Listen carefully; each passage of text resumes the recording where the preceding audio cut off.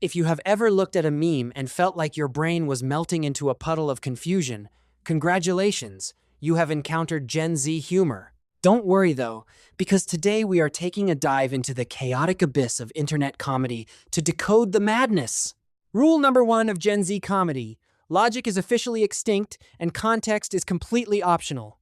In fact, if a joke actually makes logical sense to your parents, it automatically gets disqualified from being funny. For example, this entire video could just be a low-quality drawing of a loaf of bread, and half the comment section would probably find it absolutely peak comedy. We call this anti-humor, which is basically humor so bad, it actually becomes good again through sheer absurdity. It's like looking at the world through a broken mirror, where everything is just slightly wrong, and the slightly wrong parts are the funny bits. So, if you want to understand the modern meme landscape, step 1 is simple. Expect the unexpected and prepare to be utterly bamboozled.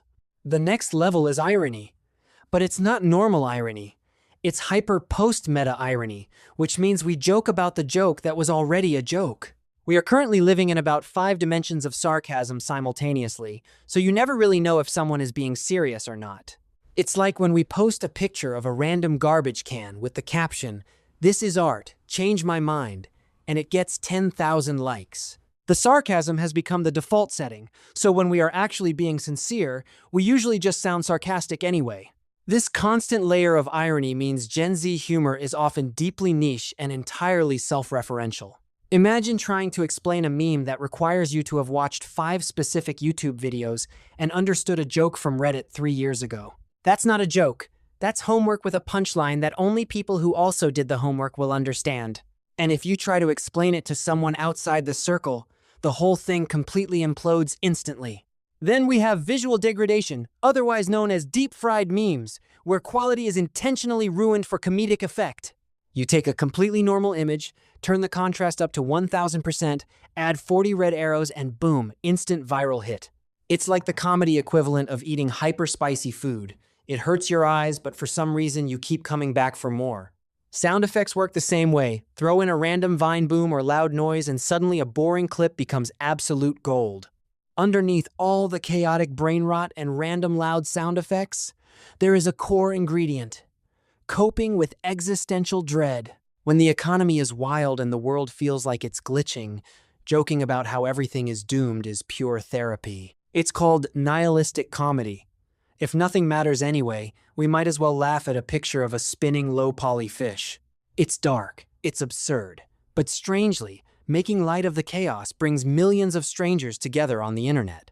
And let's not forget about short-form video algorithms, which act like hyperactive jet fuel for modern meme culture. A trend can spawn on a Tuesday, peak by Thursday, and be completely ancient history by Sunday morning. If you blink or log off social media for even 2 days, you'll return to a brand new dictionary of slang words. Trying to keep up with every single joke is a full-time job, which is why most people just embrace the confusion. Speaking of slang, the vocabulary alone is an entire language full of weirdly specific terms.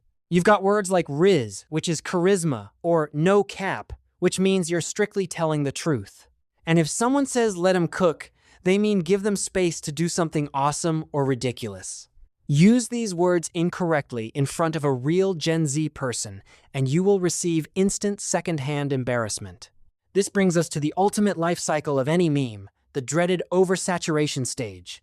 The second a meme gets featured on the news or used in a corporate commercial, it dies instantly. Gen Z will abandon a joke faster than a burning building if it feels even slightly manufactured or corporate. True humor has to feel organic, slightly unhinged, and completely made by a random teenager at 3 a.m. And speaking of 3 a.m. internet creations, we have to talk about the undisputed kings of Gen Z comedy, random animals. Whether it's a dancing cat, a side-eyeing dog, or a capybara floating peacefully, animals are peak comedy royalty. Slap a goofy sound effect over a golden retriever slipping on tile and it gets 50 million views overnight without fail.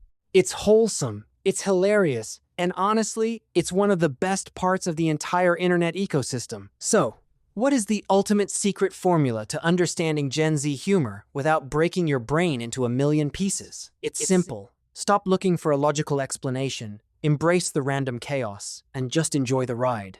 At the end of the day, comedy is just meant to make us smile, even if that smile comes from a piece of toast. If you can laugh at the absurdity of a spinning potato, congratulations, you officially passed the Gen Z humor test. You are now fully equipped to navigate the wildest corners of the internet without your brain melting completely. Now go forth and drop some Rizz in the comments or share your favorite brainrot meme with a friend. If this video helped you decode the chaos, hit that subscribe button, drop a like, and leave a comment below. Thanks for watching, stay goofy, and I'll catch you all in the next one. Peace out.